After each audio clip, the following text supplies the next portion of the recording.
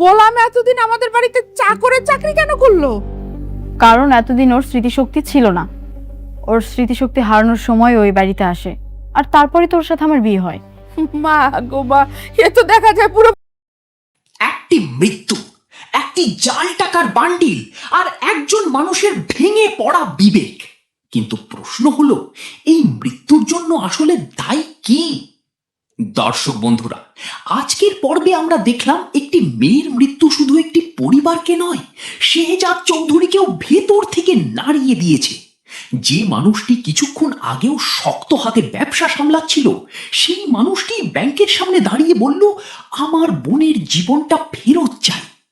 কিন্তু এখানেই কি গল্প শেষ? একদমই না, বরং এখান থেকেই শুরু হতে পারে পুরো নাটকের সবচেয়ে বড় অধ্যায়।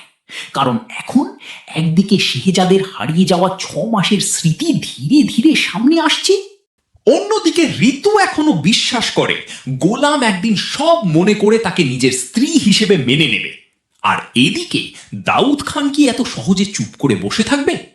আমার ধারণা আগামী পর্বে এমন কয়েকটি ঘটনা ঘটতে পারে যা পুরো নাটকের গতিপথই বদলে দিতে পারে।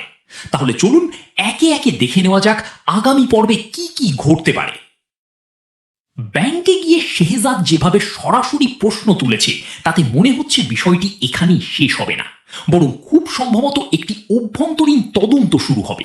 তদন্তে হয়তো দেখা যাবে চেক ঠিকই ছিল, কিন্তু টাকা বের করার সময় কোথাও বড় ধরনের কারচুপি হয়েছে।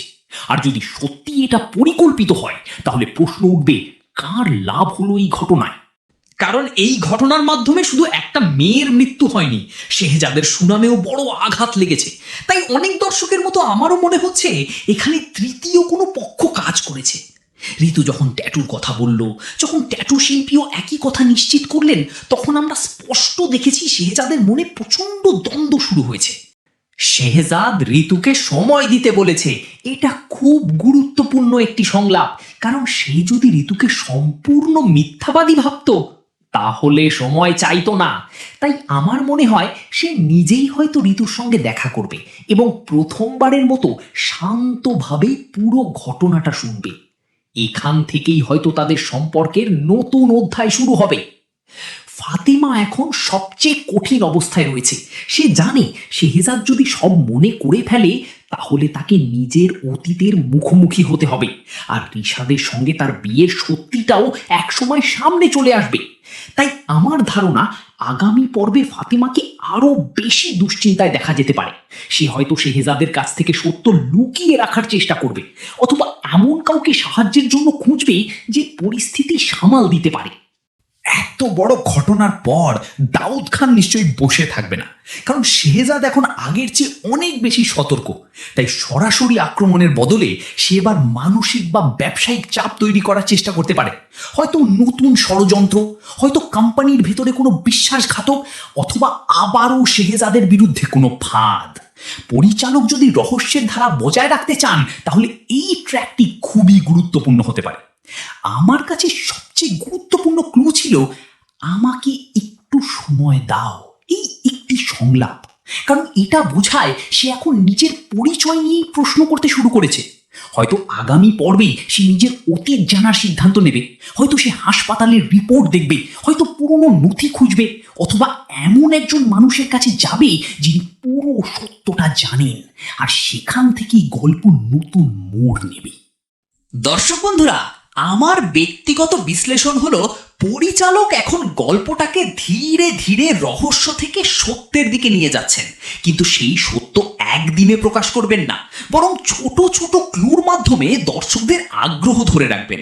তাই আগামী পর্বে পুরো রহস্যের সমাধান হয়ে যাবে এমনটা মনে হয় না, বরং আরও কিছু প্রশ্নের উত্তর মিলবে, আর সেই সঙ্গে নতুন কিছু প্রশ্নও তৈরি হবে। এখন আপনাদের কাছে একটি প্রশ্ন, আপনাদের কি মনে হয় শেহজাদের স্মৃতি কি ধীরে ধীরে পুরোপুরি ফিরে আসবে, নাকি পরিচালক আবারও নতুন কোনো চমক দিয়ে গল্পটাকে অন্যদিকে ঘুরিয়ে দেবেন? আর জাল টাকার ঘটনাটি, এটা কি সত্যি ব্যাংকের ভুল, নাকি এর পেছনে রয়েছে দাউদ খানের পরিকল্পিত ষড়যন্ত্র? কমেন্টে অবশ্যই আপনাদের মতামত জানাবেন। দর্শক বন্ধুরা, আমার ব্যক্তিগত বিশ্লেষণ হলো, পরিচালক এখন গল্পটাকে ধীরে ধীরে রহস্য থেকে সত্যের দিকে নিয়ে যাচ্ছেন, কিন্তু সেই সত্য একদিনে প্রকাশ করবেন না, বরং ছোট ছোট ক্লুর মাধ্যমে দর্শকদের আগ্রহ ধরে রাখবেন। তাই আগামী পর্বে পুরো রহস্যের সমাধান হয়ে যাবে এমনটা মনে হয় না, বরং আরও কিছু প্রশ্নের উত্তর মিলবে, আর সেই সঙ্গে নতুন কিছু প্রশ্নও তৈরি হবে। এখন আপনাদের কাছে একটি প্রশ্ন, আপনাদের কি মনে হয় শেহজাদের স্মৃতি কি ধীরে ধীরে পুরোপুরি ফিরে আসবে, নাকি পরিচালক আবারও নতুন কোনো চমক দিয়ে গল্পটাকে অন্যদিকে ঘুরিয়ে দেবেন? আর জাল টাকার ঘটনাটি, এটা কি সত্যি ব্যাংকের ভুল, নাকি এর পেছনে রয়েছে দাউদ খানের পরিকল্পিত ষড়যন্ত্র? কমেন্টে অবশ্যই আপনাদের মতামত জানাবেন।